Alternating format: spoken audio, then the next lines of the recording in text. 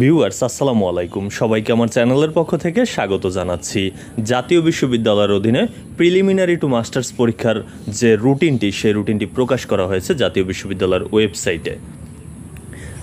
Routine অনুযায়ী পরীক্ষা আরম্ভের সময় দুপুর 1:30। প্রথম পরীক্ষাটি অনুষ্ঠিত হবে 19 আগস্ট। আপনারা দেখতে পাচ্ছেন যে কোন কোন ডিপার্টমেন্টের কোন কোন সাবজেক্টের পরীক্ষা, সেই সাবজেক্ট কোডগুলো এবং ডিপার্টমেন্টের নাম লেখা রয়েছে। আপনি মিলিয়ে নেবেন যে আপনার ডিপার্টমেন্টের পরীক্ষা আছে কি না ওই 19 তারিখে।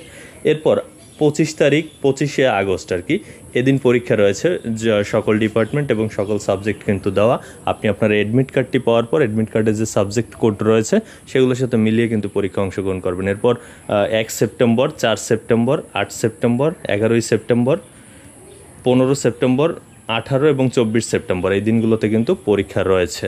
তো এই ছিল আসলে প্রিলিমিনারি টু মাস্টার্স পরীক্ষার যে রুটিনটি।